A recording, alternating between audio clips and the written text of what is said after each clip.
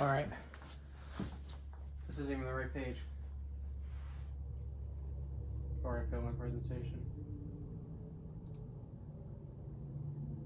Shit, that's not what I wanted either. Okay. We're gonna do a practice run of this. Hopefully it takes up like 10 minutes. Okay, so I am doing my presentation on the morality of video game piracy. We talked about this. It's been a couple weeks. We talked about it, about pirating old video games to practice contractarianism, and now I'm doing my class presentation on that. So let's start off with some background context. What is piracy? According to the Merriam-Webster Dictionary, piracy is the unauthorized use of another's production, invention, or conception. It's a weird way to phrase it. Especially in infringement of a copyright. Basically, it's obtaining an unauthorized copy of a PC game or game ROM. What counts as old? In my opinion, anything that isn't officially supported anymore is what I would consider as old for the sake of this argument. That includes like abandonware, games on discontinued consoles, things like that. One final point, this isn't necessarily completely relevant to the argument, but I just want to point out that emulation is not piracy. People often conflate the two, like when they're talking about one, they automatically assume the other happens, but that is not the case. You can have one without the other. So let's move on to the actual argument reconstruction. So this is laid out weird. Basically, our first premise is that an action is morally impermissible if its underlying maxim uses somebody who is rational and autonomous as a means without their informed consent. Our second premise is that typically the underlying maxim of pirating old video games does just that. It violates the rational autonomy of the developers, using them as a mere means. And so, thus, in conclusion, typically the piracy of old video games is morally impermissible. So let's get on to justifying those premises. Well, actually, I just want to say that, as you can see, that's a valid argument because, the conclusion follows from the premises. So now we have to show that it is a sound argument by showing that our premises are true. So let's get on to that. So the justification for premise one is humanity Kantianism. It's an ethical theory. I decided to use humanity Kantianism for this argument because many see piracy as a form of theft, and I believe that theft is an issue that humanity Kantianism is good at dealing with. This argument also kind of bears some similarities to the ad blocker argument, which was something that we had to write a paper on using humanity Kantianism.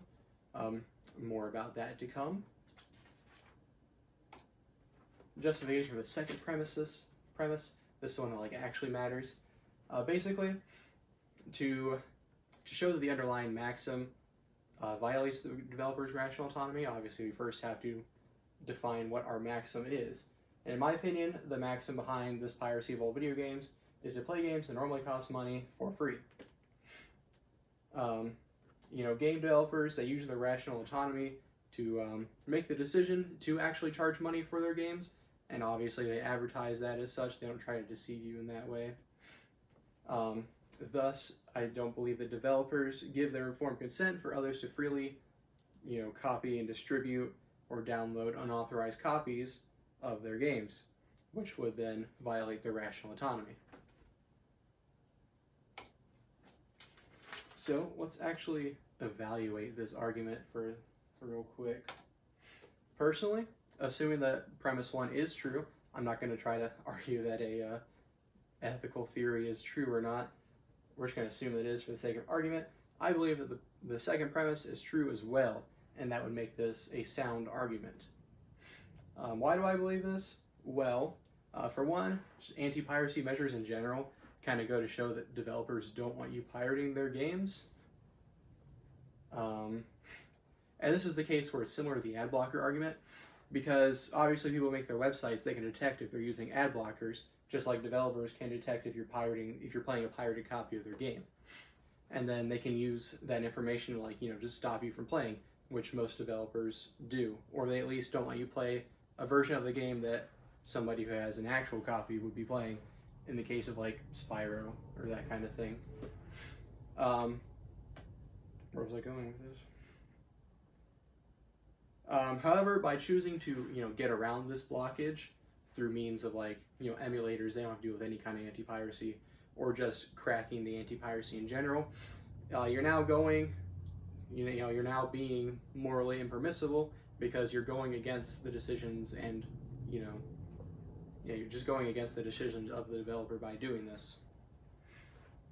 Also, just the basic point, if they wanted you to play their game for free, they would offer it for free.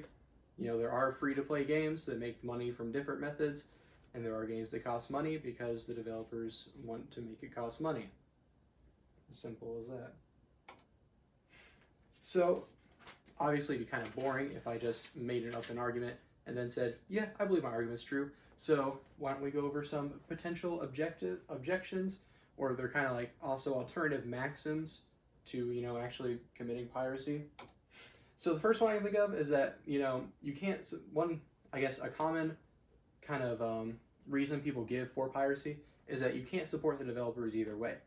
The game, there's just no official way to buy the game, like you're going through eBay or some used game sellers, and none of the money you spend on that is going back to the developers. That is certainly true. So at that point, why deal with the absurd prices? Why not just pirate the game? In my opinion, this doesn't change the morality of the action. Whether you agree with it or not, it is still the developer's or publisher's decision if a game is officially available or not. And they have their reasons for this. It's not always like a malicious decision, like, we don't want people to play your old games. It could be reasons like financial unviability, licensing issues. They could have future plans for the game and they don't care for their old one to be available anymore. I just kind of have some images for demonstration. For example, Xenosaga 3, it's $210. It's the cheapest price I found on eBay this morning. But unfortunately, we have a message from Bandai Namco, like the Bandai Namco guy, saying that the remaster failed in their market viability analysis. So they just wouldn't make enough money to make the game, so they're not gonna. It sucks, but it's the decision they made, and it's one that still has to be respected. What is our second one? This is kind of similar to the previous one, but it's still, I think, distinct enough to point out. Another maxim or justifier is that it's for the preservation of these older games. Obviously, everyone deserves the chance to play these older games, and that can be hard to do if there's no official way, to actually find the game and play it. However, again, this doesn't change the morality of the action for the reasons stated before. Like basically for the same reasons as the old one. But also, the issue of game preservation is on the publisher or developer themselves, not the general public. And obviously, some companies do try to preserve the games. The effectiveness of this is debatable in some cases. Nintendo. Anyways, the fact that the game is old or hard to find doesn't implicitly give you the developer's consent to pirate that game. That doesn't really change anything in the grand scheme of things. So, summary.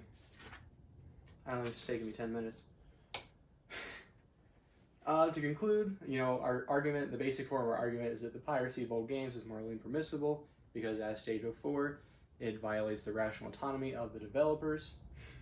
Some potential objections to this argument are that 1, games can't be purchased in a way that would support the developers anyways, and 2, unavailable games should still be preserved for future generations. However, I do not find that these objections undermine the validity of the argument I have presented, because the act of piracy still obviously goes against the decisions of the developers, as I have stated before. Even if this game is old, discontinued, or hard to find, it's just something you have to respect, whether you like it or not. So yeah, piracy bad, don't do it. That's all I got. This isn't PowerPoint, so it doesn't go to this presentation's over screen. That was definitely not 10 minutes. It was kind of close. I think if I talked slower, I might have been able to do it.